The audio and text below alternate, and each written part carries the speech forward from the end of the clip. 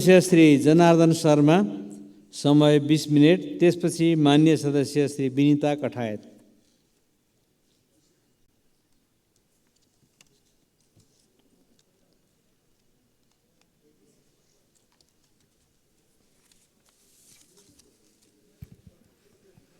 सम्मान्य सभामुख महोदय, सर्वप्रथम म दुःखद घटना सुदूरपश्चिमका प्रदेश आन्तरिक मामिला मन्त्री पृथ्वीबहादुर सिंह र उहाँका परिवारजनहरूको दुर्घटनाप्रति गहिरो शोक व्यक्त गर्दछु र उहाँहरूप्रति हार्दिक श्रद्धाञ्जली, घाइतेहरूको स्वास्थ्य शीघ्र लाभको कामना गर्दछु।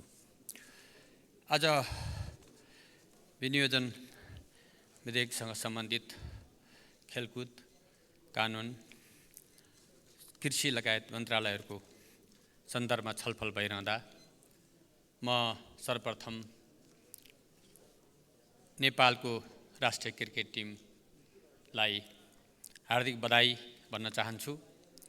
नेपाल खेल पर्यटनको लागि, खेल क्षेत्रको लागि अत्यन्त महत्त्वपूर्ण एउटा सम्भावना बोकेको मुलुक हो र यहाँ हामीले विभिन्न स्तरका, विभिन्न अल्टिच्युडका हामीले खेल पूर्वाधारहरू निर्माण गर्यो भने ठुलो खेल उद्योग नेपालमा फस्टाउने छ र धेरै ठुलो आय स्रोत नेपालले पाउने छ। यतातिर हामीले खेललाई हेपिरहेका छौँ, खेललाई हामीले व्यवस्था गरेका छौँ, त्यतातिर त्यसलाई यो प्रवृत्तिलाई अन्त गरेर खेललाई सम्मान गर्ने दिशातिर अगाडि बढाउँ भन्न चाहन्छु। त्यसै गरी शिक्षाको सन्दर्भमा हाम्रो मौलिकता र हाम्रा मौलिक संस्कृतिहरू छन्, आधारहरू छन्। त्यसका आधारमा नैतिक मूल्य मान्यतामा आधारित एउटा शिक्षालाई विकसित गर्नका लागि हामीले पाठ्यक्रमहरू, पढाइको एउटा तरिकाहरूलाई समेत बदलेर नयाँ ढङ्गले विकसित गर्न आवश्यक छ। त्यतातिर हामीले छलफल र बहसलाई हामी अगाडि लैजान जरुरी छ। शिक्षालाई ज्ञान, सिप, उत्पादन र त्यसलाई श्रमसँग एकाकार गर्न नसक्दा आज हामीले दिइरहेको शिक्षा बाट पनि प्रतिफल प्राप्त भएको छैन र हाम्रा साधन स्रोतहरूको उपयोग, समुचित प्रयोग र त्यसबाट हामीले प्रतिफल प्राप्त गर्न सकिरहेका छैनौँ। यतातिरबाट हामीले सोच्नुपर्ने आवश्यकता छ।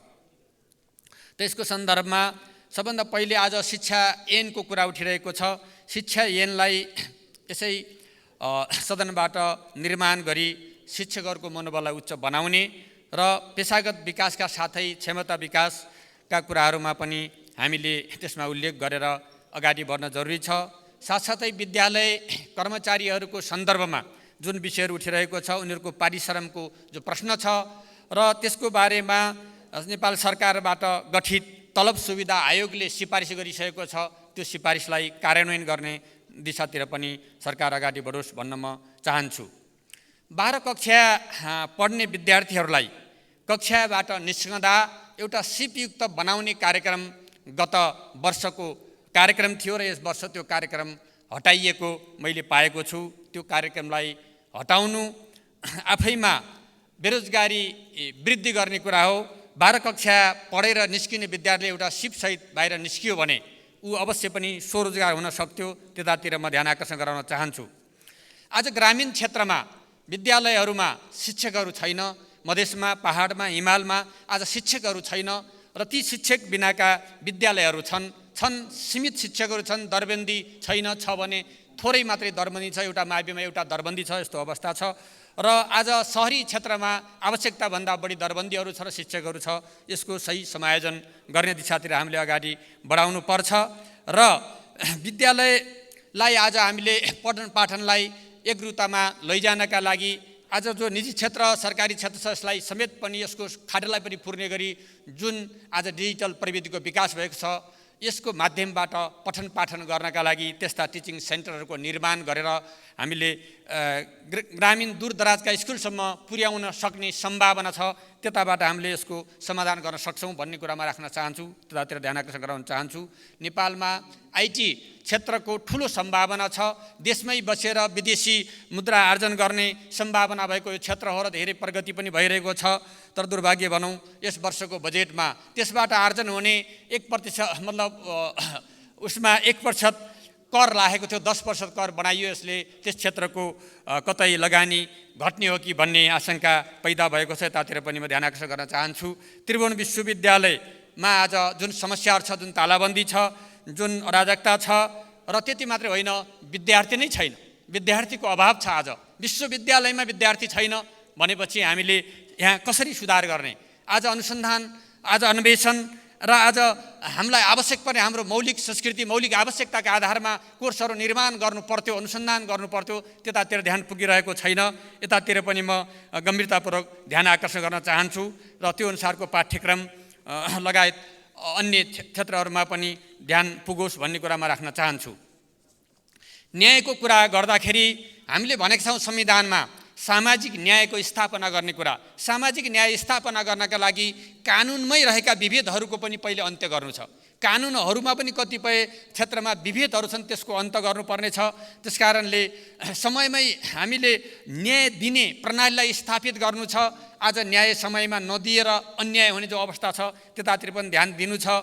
र कानुन मन्त्रालयले विकास निर्माणका क्षेत्रमा हेर्ने हो भने काममा ढिलासुस्ती हुने र एक मन्त्रालयले अर्को मन्त्रालयको काममा बाधा अर्चन पार्ने खालको अवस्था सिर्जना हुने, समयमा काम सम्पन्न नहुने र सानातिना लुपहोलहरू खोजेर त्यसबाट फाइदा लिने, पारदर्शिता नहुने र अलमल हुने जो स्थिति छ, जो सिर्जना भएको छ, यसलाई अन्त्य गर्ने खालका कानुनहरू, चाहे खरिद ऐनको कुरा होस्, चाहे अन्य कुराहरू हुन्, त्यसबाट हामी कसरी अगाडि बढ्न सक्छौँ र कस्ता कानुनहरू आज आवश्यक छ भन्ने बारेमा गम्भीर छलफल बहस गरेर त्यस्ता विधेयकहरू निर्माण गर्न आवश्यक छ।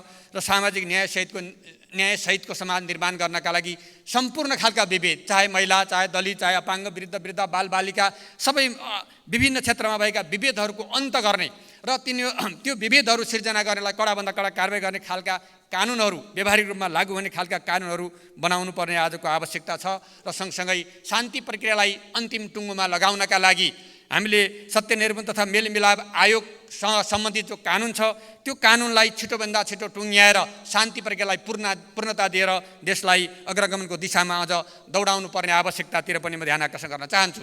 सभामुख महोदय, कृषि क्षेत्रको कुरा गर्दाखेरि आज ग्रामीण जनताको आय र स्वरोजगारको मेरुदण्डको रूपमा रहेको कृषि क्षेत्र रहँदै आएको छ। कुल गार्हस्थ्य क्षेत्रमै कृषि क्षेत्रले को योगदान 23.1% को हाराहारीमा रहेको छ। नेपालको अर्थतन्त्र, नेपालको अहिलेको जग्गाको अवस्था हेर्दाखेरि 0.5 हेक्टरभन्दा कम जग्गाको आकार भएका 50% भन्दा बढी ससाना कृषकहरू छन्। ती कृषकहरू जबकि एउटा किसानले आफ्नो सानो परिवारलाई हुर्काउनका लागि, पाल्नका लागि उनीहरूले कमसेकम 0.5 हेक्टरको खेती अनिवार्य गर्नुपर्छ, तर त्योभन्दा धेरै 50% त्यस्तो अवस्थामा छ। आज राष्ट्रिय जनगणनामा देशभरि कुल 66 लाख परिवार रहेको 41 लाख परिवार कुनै न कुनै रूपमा कृषि कार्यमा सामेल भएको तथ्याङ्क छ। हुन त कृषि गणना र जनगणनाको यो घरधुरीको सङ्ख्या मिलेको छैन, फरक छ। त्यो गणना निकट नै भएको छ, त्यति धेरै फरकमा भएको छ, त फरक छ। फेरि पनि 66 लाख रहेको भन्ने तथ्याङ्क छ। अझै पनि समग्रमा नेपालको कृषि प्रणाली जीवन निर्वाहमुखी प्रकारको रहेको छ। निर्वाहमुखी कृषि प्रणालीबाट कृषिकै दिगो व्यवसायीकरण, उत्पादकत्वमा विविधीकरण हुन नसकेको यथार्थ हो र जसले गर्दा श्रम बजारमा आउने श्रमिकहरू पलायन हुँदै गएका छन्। मुलुकको कुल क्षेत्रफलको करिब 27% मात्र कृषियोग्य जमिन छ, त्यसको 20% मात्र खेती भइरहेको छ। कृषि क्षेत्रको विकासमा एउटा चुनौतीपूर्ण तथ्य के हो भने पहिला खेतीपाती भएको तर अहिले जग्गा धनले उपयोग नगरेका अथवा विविध कारणले बाँझो रहेको जमिन 35 देखि 40% रहेको छ। यसको हाराहारीमा छ। कृषिबाट श्रमको पलायनसँगै बाँझो जमिनको प्रतिशत बढ्दो छ। 30 लाख हेक्टर खेती गरिएको जग्गामा 10 लाख हेक्टर बाँझो छ। 1/3 खेती गर्ने क्षेत्रफल बाँझो राखेर कृषिमा आत्मनिर्भरता प्राप्त गर्न असम्भव छ। त्यसकारणले बाँझो जमिनको प्रयोग गर्ने, गत वर्षको एउटा कार्यक्रममा बजेटमा यो कुरालाई प्राथमिकता दिइएको थियो। बाँझो जमिनलाई प्रयोग गर्ने कुरामा हाम्रो ध्यान जानुपर्छ र यो एउटा 10 वर्षीय योजना बनाएर आम युवाहरूलाई कृषि क्षेत्रमा आकर्षित गर्ने खालको योजना बिना यो सम्भव छैन। बजारमा किन्न पाइन्छ भनेर हामीले कृषकहरूलाई खेत बाँझो राख्ने खालको जुन राजनैतिक, आर्थिक, सामाजिक र एउटा सांस्कृतिक प्रणाली हामीले जो अपनाइरहेका छौँ। यसबाट हामी दिगो रूपमा अगाडि बढ्न सक्दैनौँ। पहाडी क्षेत्रमा जमिन बाँझो हुने प्रक्रिया यही ढङ्गले बढ्ने हो भने अब 10 वर्षको हाराहारीमा त्यहाँ कुनै खेती हुने छैन, त्यो सबै बाँझो रहनेछ। आर्थिक वर्ष 2078-79 कृषिजन्य वस्तुको आयात 3 खर्ब 96 अर्ब पुगेको थियो भने यस चालु वर्षमा अहिले 8 महिनाको कृषिजन्य वस्तुको आयात 2 खर्ब 12 अर्ब रहेको छ। यो 3 खर्ब 50 अर्ब पुग्ने एउटा अनुमान भइरहेको अवस्था छ। हामीले जम्मी निर्यात गरेको कुरा कृषिजन्य वस्तु भनेको 28 अरब मात्रै रहेको छ। नेपाली किसानले उत्पादनले बजारमा मूल्य नपाउने अवस्था छ, जसको प्रमाण केही दिन अघि फालिएको गोलबेडाले पनि हामीलाई स्पष्ट गरेको छ। हामीले एउटा उद्योग स्थापना गर्न सकेको भए सायद त्यो गोलबेडा त्यहाँ फाल्नुपर्ने थिएन, त्यहाँ गएर त्यसले अर्को मतलब एउटा प्रशोधनबाट अगाडि बढ्ने थियो। त्यसकारणले आज त्यही गोलबेडा अर्को ठाउँमा फेरि 5 गुणा बाहिरबाट ल्याएको गोलबेडा 5 गुणा बढी मूल्यमा बिक्री भइरहेको विडम्बना पनि छ। यसलाई नीतिगत रूपले सुधार गर्न जरुरी नै छ। यो समस्याको जड भनेकै देशले कृषि उत्पादनको मूल्य श्रृङ्खला र बजार व्यवस्थापन गर्न नसक्नु नै हो। हामीले बजार व्यवस्था गर्न सकिरहेको छैन। सरकारले यसलाई गम्भीरतापूर्वक लिनुपर्छ। यसको लागि कृषि उत्पादनको आपूर्ति श्रृङ्खला व्यवस्थापन गर्दा किसानको उत्पादनलाई प्रशोधन मार्फत मूल्य वृद्धि गरी बजारसम्म पुर्याउन सके किसान र समग्र अर्थतन्त्र दुवैलाई राहत हुनेछ। यसमा खर्च बढाउन सरकारले प्राथमिकता दिनुपर्छ, किनकि हाम्रा छिमेकी देशहरूमा 50 देखि 160% अनुदान र सहयोग दिने गरिन्छ। आज हाम्रा छिमेकी मुलुकहरूको उत्पादनको लागत र हाम्रो उत्पादनको लागत हेऱ्यो भने हाम्रो 30%ले बढी छ। 30% बढी लागत भएको हुँदा हामीले प्रतिस्पर्धा गर्न सक्दैनौँ। त्यसैले यस्तो हुनुको मुख्य कारण उनीहरूले दिएको सहुलियतको कुरा पनि हो। नेपालमा कृषि अनुदान त दिइएको छ, तर त्यसको दुरुपयोग भएको छ। उदाहरणका लागि गत आर्थिक वर्षमा कृषि सहुलियत ऋणमा 17 अर्ब हाराहारीको गएको रहेछ, तर त्यसमा ज्यादै कम मात्रै वास्तविक किसानले पाएका छन्, बाँकी अन्यले नै प्रयोग गरेको अवस्था पनि छ। त्यसैले सरकारले कृषि उत्पादनको प्रोत्साहनका लागि थप रकम विनियोजन गर्नुपर्ने आवश्यकता छ र प्रोत्साहन गर्नुपर्ने आवश्यकता उत्पादनमा आधारित अनुदानको व्यवस्था गर्नुपर्ने कुरा छ। बजेटले त्यसलाई सम्बोधन पनि गरेको छ। आगामी 5 वर्षभित्र हालै विदेशमा रहेका करिब 65 लाख युवाहरू मध्येबाट हामीले 35 लाख युवाहरूलाई कृषि क्षेत्रमा आधुनिकीकरण गरेर त्यसको कार्यक्रममा समावेश गर्ने कार्यक्रम अगाडि बढाउनुपर्छ। कि कृषि क्षेत्र आज कठिन छ, श्रममा पनि कठिन छ, आज यन्त्रीकरण नभएको कारणले पनि समस्या छ। त्यसकारणले आम्दानी पनि बढी छैन। त्यसकारणले यन्त्रीकरण आधुनिकीकरण गरेर तुलनात्मक लाभका क्षेत्रहरूको पहिचान गरेर त्यसलाई प्रतिस्पर्धी बनाउने कुरातिर सरकारले विशेष प्राथमिकता दिन जरुरी छ। कृषि क्षेत्रमा युवाहरूको सहभागितालाई सुनिश्चित गर्न सकिएन भने 10 वर्षपछि कृषि क्षेत्रमा काम गर्ने किसान नै रहने छैन। ठुला सिँचाइ योजनाहरू वा साना सिँचाइ योजना अथवा किसानका अन्य मागहरू मल बिउ लगायतका कुराहरूलाई पूर्ति गरेर कृषि क्षेत्र आकर्षण वृद्धि गर्नुपर्नेछ। गत वर्ष कृषि पेन्सन कार्यक्रम किसानको योगदानमा आधारित कृषि पेन्सन कार्यक्रमलाई अगाडि बढाइएको थियो। यस वर्ष त्यसलाई पनि कटौती गरिएको छ। किसानलाई परिचय पत्र दिने लगायतका कामहरू पनि अब फेरि ओझेलमा पर्ने सम्भावना देखिएको हुँदा त्यतातिर पनि ध्यान आकर्षण गराउन चाहन्छु। यस कार्यक्रमको लागि बरु सरकारले अन्य क्षेत्रको बजेट कटौती गरेर कृषि क्षेत्रमा लगानी गर्नुपर्छ। कृषिको आधुनिकीकरण र यसबाट आएको उत्पादन वृद्धिले कृषि क्षेत्रलाई औद्योगिक क्षेत्रमा स्थापित गर्छ र कुल गारस्थ्य उत्पादनको वृद्धिमा यसले दिगो स्रोत बन्छ। स्वरोजगार अभियान स्थापित भई आत्मनिर्भर अर्थतन्त्रको निर्माण हुने हो। हामीले आज स्वरोजगार खोज्ने क्षेत्र भनेको कृषि नै हो। कृषिलाई औद्योगिकरण गरेर मात्रै हामी स्वरोजगार हुन सक्छौँ। कृषि क्षेत्रको यस्तो चुनौतीपूर्ण अवस्थामा साना कृषक तथा कृषि उत्पादन परिवार समूह तथा कम्पनीहरू एकीकृत गर्दै त्यसलाई सानो सानो टुक्रामा छ। आज 2.1 हेक्टरको टुक्राहरूको बाहुल्यता छ।